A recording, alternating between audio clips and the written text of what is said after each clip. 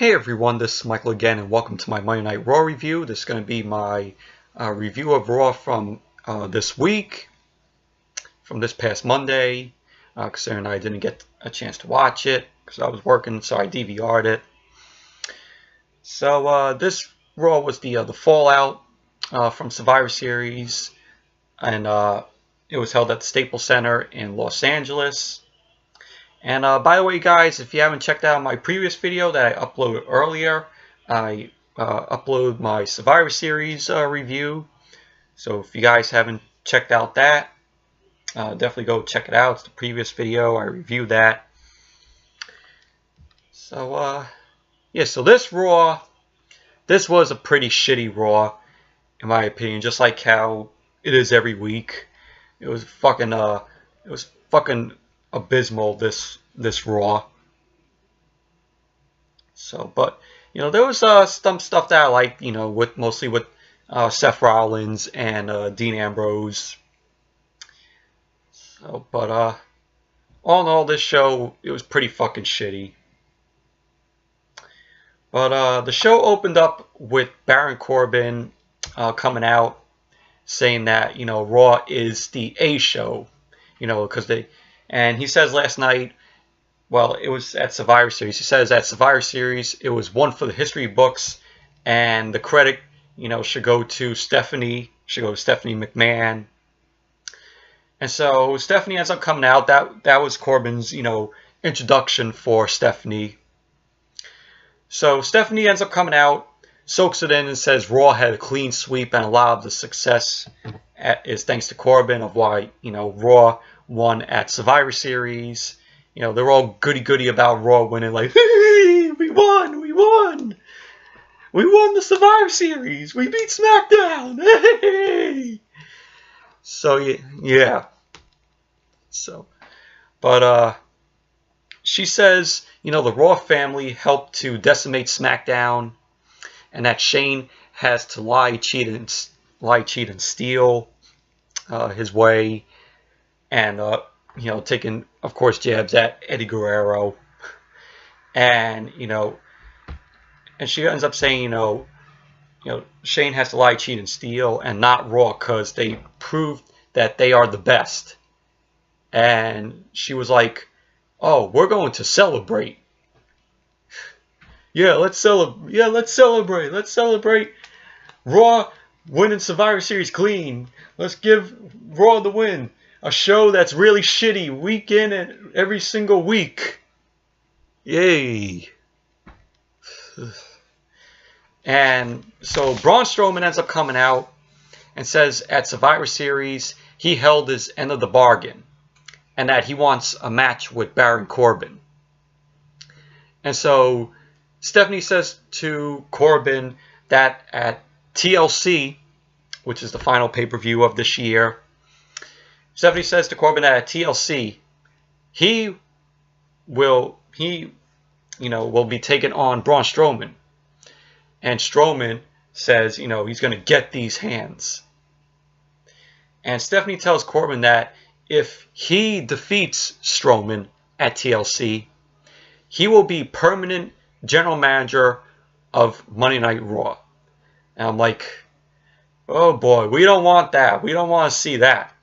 Because that's just going to make the show even more worse every single week. So nobody wants to see Baron Corbin be the permanent GM of Raw.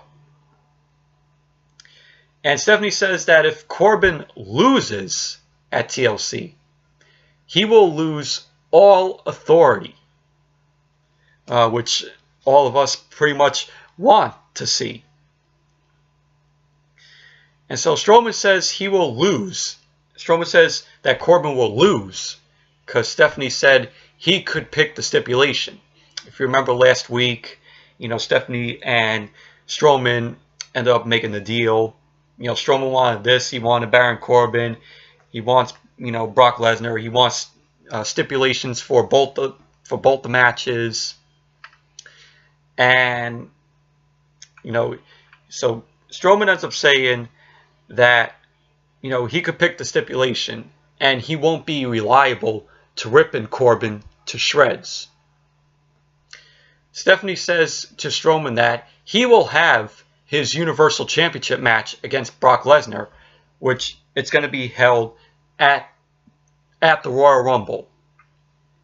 If he can, and that match will only take place at the Royal Rumble if Strowman can defeat Baron Corbin.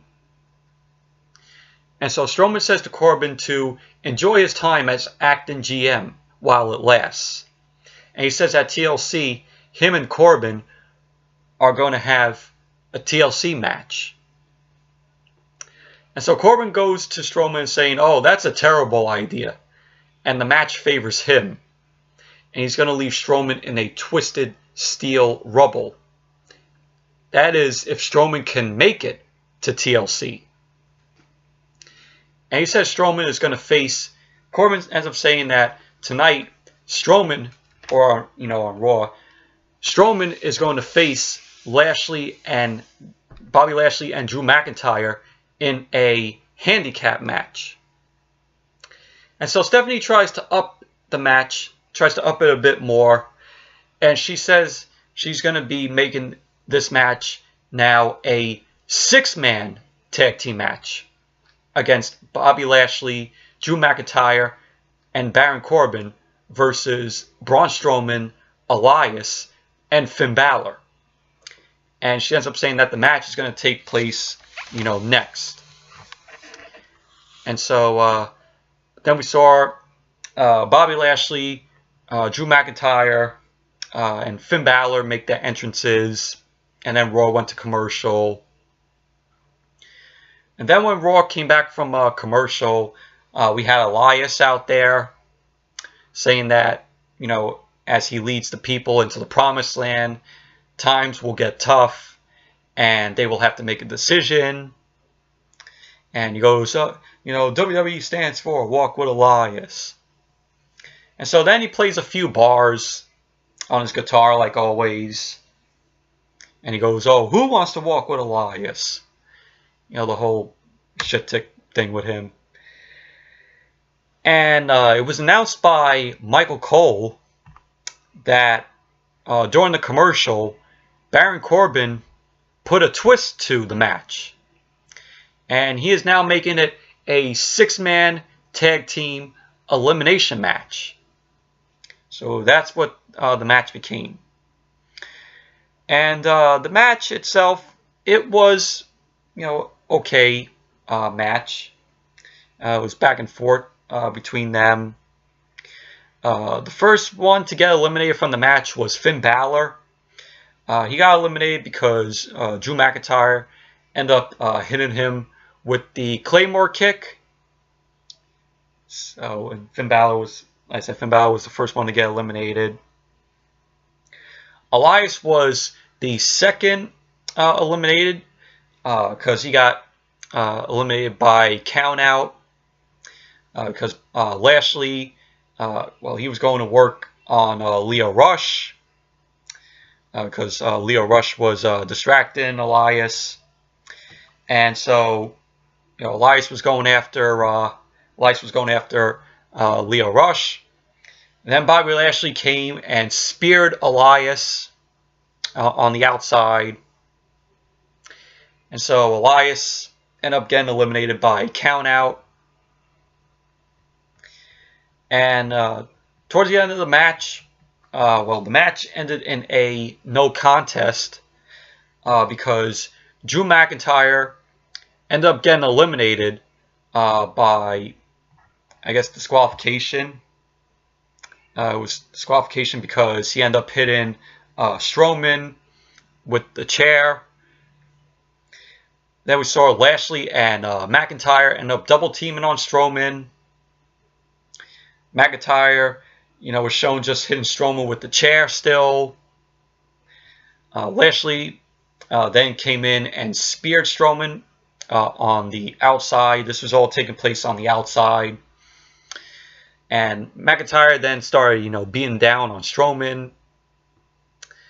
Both Bobby Lashley and McIntyre threw Strowman into the steps. And Corbin, got up. He was trash talking to Strowman. Strowman then gets up and sort of chokes or strangles Baron Corbin. But Lashley ends up coming. He gets Strowman off of Corbin. Turns Strowman around. McIntyre's there. McIntyre then hits the Claymore kick to Strowman. Strowman is again tossed into the steps. And we see Corbin then hits Strowman with the chair. And Strowman was shown, bleeding from his arm. His arm was, bleeding because you saw blood on the floor there. And so then we see Corbin take his belt off, gives it to Lashley. Lashley then straps it over Strowman's hand. And Corbin tries to break Strowman's arm with the chair. But then Corbin ends up taking it up a notch. Corbin takes the steps and hits Strowman's arm with them. And so that eventually led to Strowman. Getting injured. Getting his arm injured. He was screaming like hell. And pretty much that's basically what happened. And the whole reason why they did this is because Strowman is working with an injury. Apparently his legs are, injured. That's why he's been. When he charges, that's why you see him running slow, because his knees are all are injured. So I guess this is why. They took him off of. They're taking him off of TV, and that's why they possibly did this by Corbin breaking Strowman's arm for Strowman to heal up on the injury. So, but yeah, that's what happened after that. But pretty much, when they said Strowman, was working with an injury, I knew that they were gonna take him off of TV. And injure him and to get him off TV. Then we had Seth Rollins come out, and he says that at Survivor Series marked 6 years that the Shield made its debut. Of course, you all know the Shield made their debut in 2012 by taking out Ryback, and he goes on to say for those 6 years, they ran this place. And Seth says after his match with Nakamura, he took the time to reflect over those 6 years, all the ups and downs. And he says it's made this situation with Dean Ambrose a lot harder to stomach. He goes on to say Ambrose hasn't had the guts to walk to the ring and face him like a man. And that it all changes at TLC. Because it's going to be him versus Dean Ambrose for the Intercontinental Championship. He goes on to say that he listened to everything Ambrose said last week. And Seth goes on to say that he learned more from watching the Chronicle on Dean Ambrose on the WWE Network than he knew about. He knew about it, the entire time, they were friends. And he goes on to say that he didn't know Ambrose was in the hospital with an infection in his elbow that almost killed him. And he says that he didn't know because Ambrose never called him back when Ambrose had that infection in his elbow. Seth says Ambrose loves WWE and that he knows him for 10 years.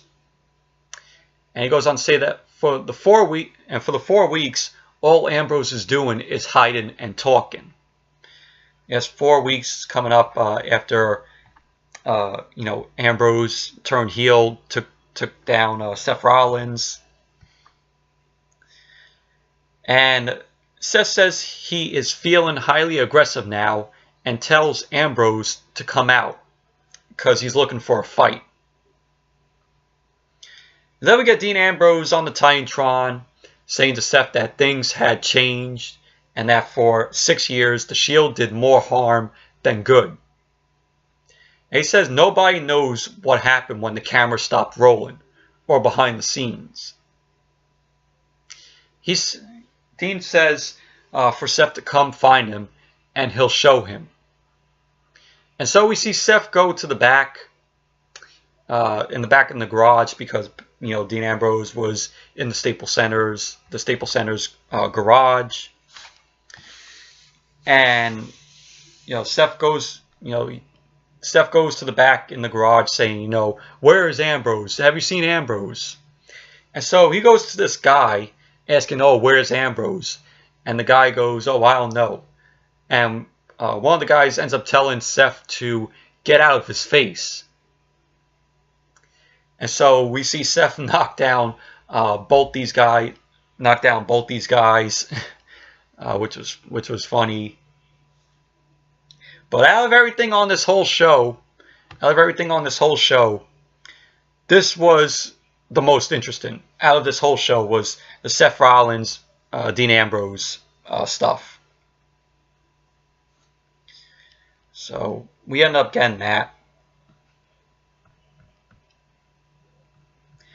Then we had Nia Jax and Tamina versus Bayley and Sasha. This was a tag team match, women's tag team match. This was pretty boring match in my opinion. Nia Jax ended up getting a lot of heat from the crowd, just like she did at Survivor Series. But pretty boring, pretty shitty match. Nia Jax and Tamina win the match because Nia ended up hitting a Samoan drop to Bayley. So we had that shitty match. Then we had Charlie Caruso was going to interview someone, but she then gets interrupted by Dean Ambrose, who was on the TV. Ambrose ends up telling Charlie Caruso to go find Seth and tell him that he is here waiting for him, a place the Shield used to call home. And so, that was that, and then Raw went to commercial. And then Seth was, walking to find Ambrose. Seth ends up kicking open the door to see if Ambrose is there. Apparently, Ambrose wasn't.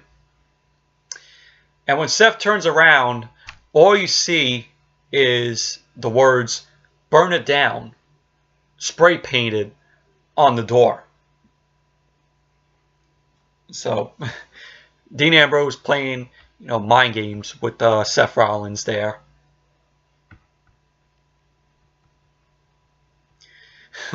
and this thing was lame.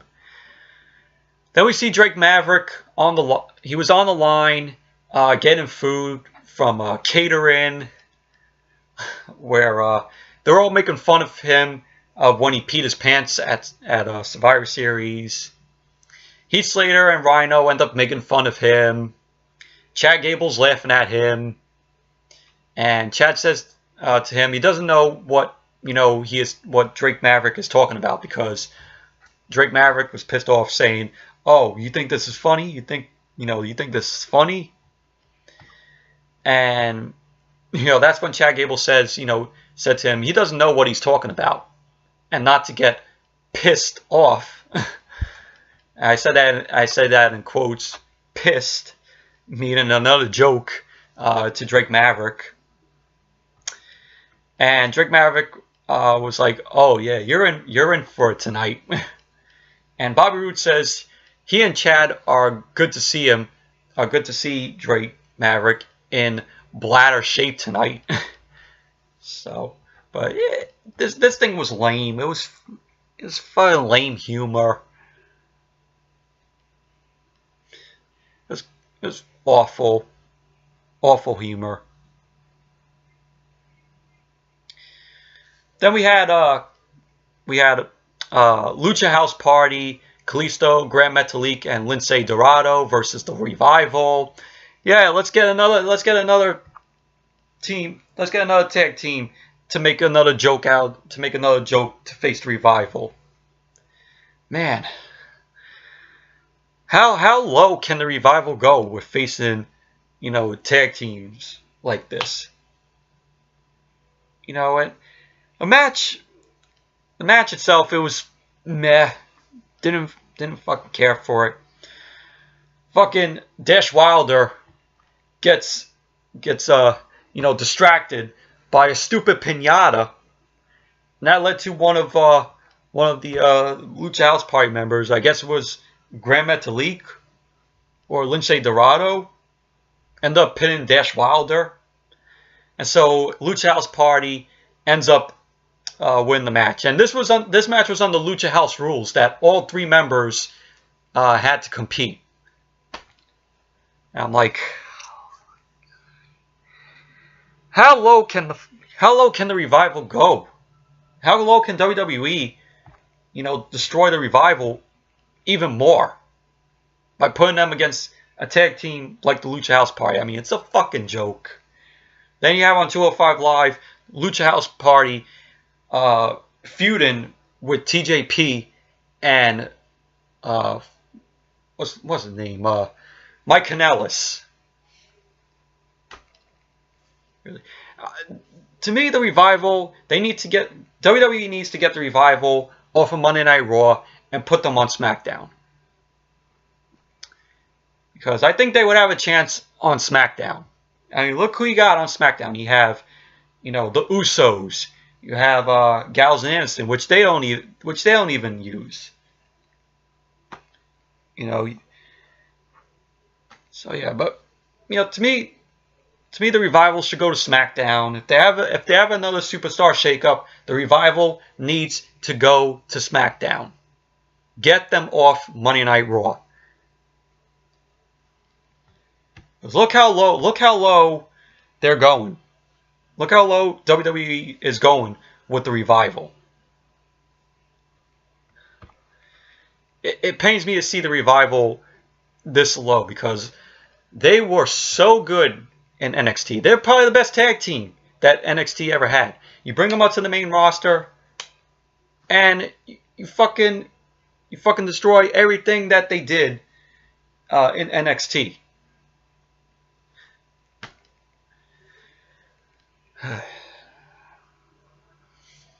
They deserve better. The Revival deserve better.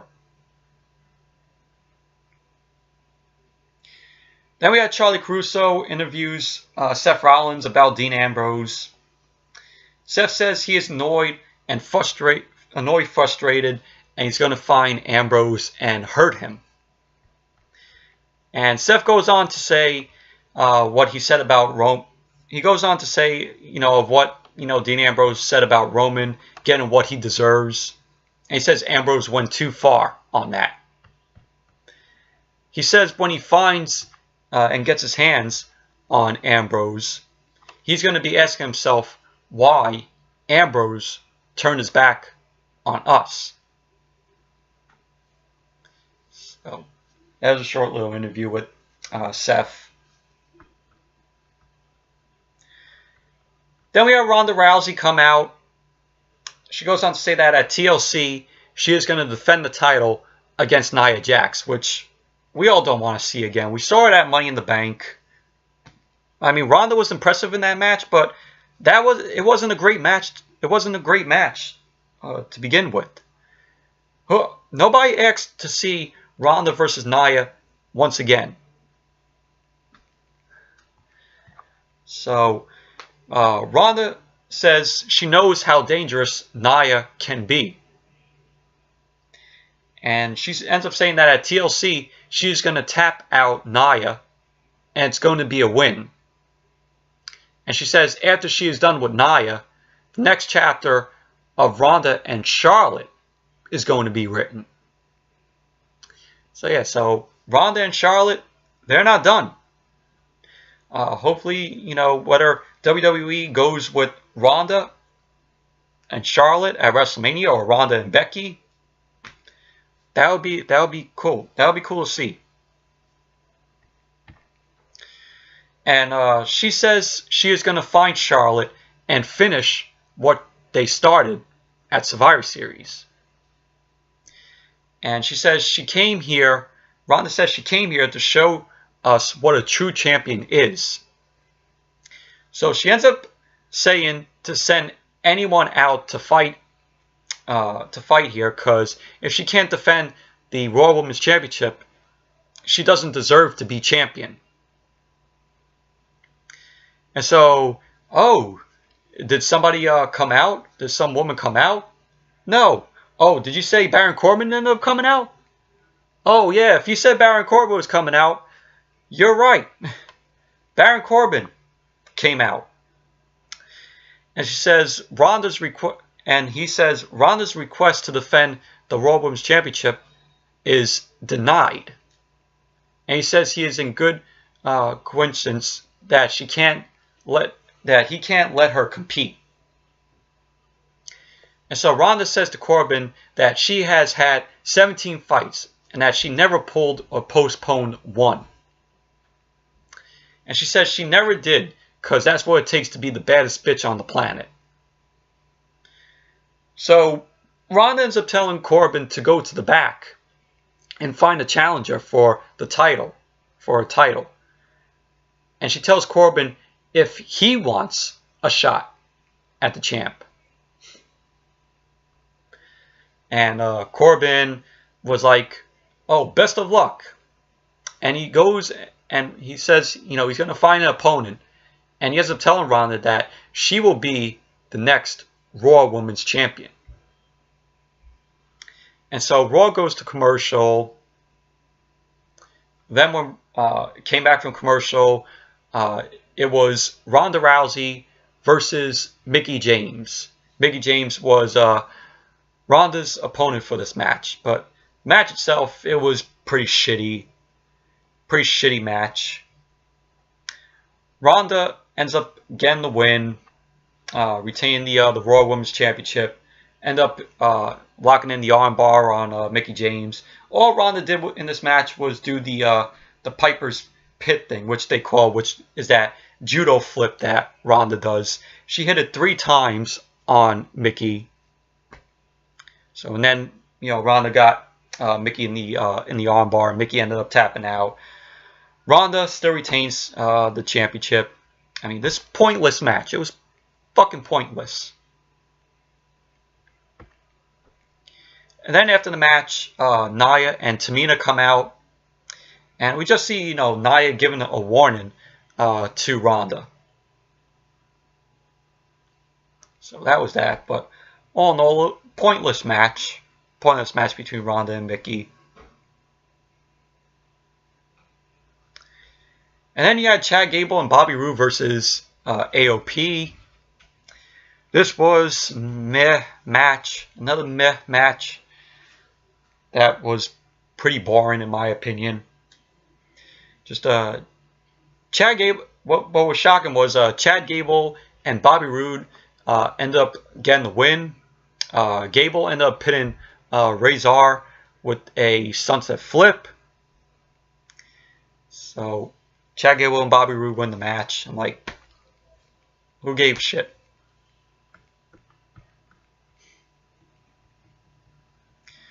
Then we had Dean Ambrose saying that, you know, Seth thinks he is playing games.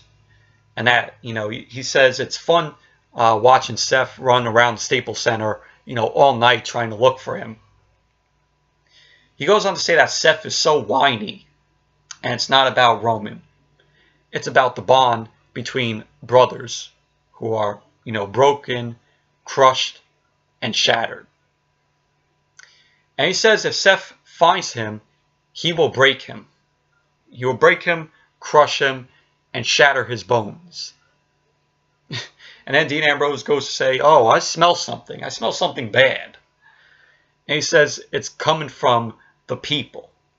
Meaning the, you know, the LA people. And he tells Seth that if he ever finds him, if Seth ever finds Ambrose, there will be no explanation or apology. He's just going to burn it down. So, you know, that little promo from Dean Ambrose. I mean, to me, like I said, to me, this was the only good thing of, you know, Raw. Just the stuff with Seth Rollins and Dean Ambrose. That's it. Then we had Seth was being interviewed. It was shown him possibly leaving the Staples Center because he had his luggage.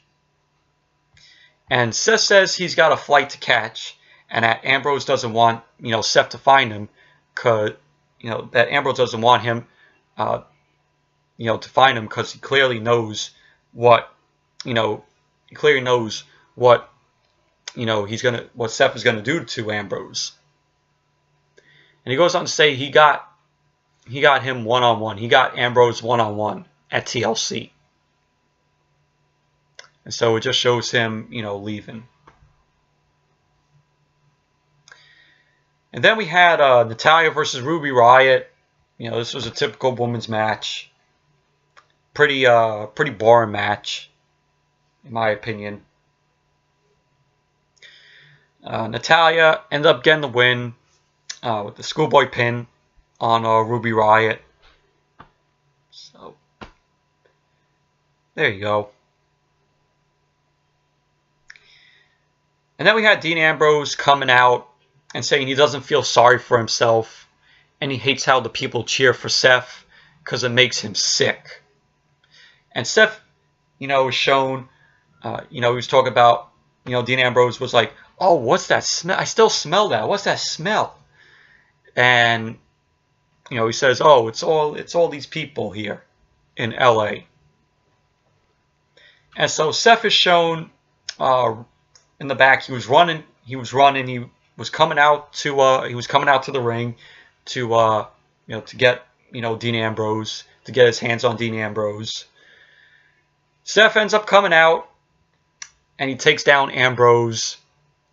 We saw Seth did a suicide dive, takes down Ambrose, and you could tell, you know, how, you know, Seth really wanted to get his hands on Ambrose here. And so we had the officials come to separate the both of them, but Seth and Dean were still going at it. They were still tearing each other apart.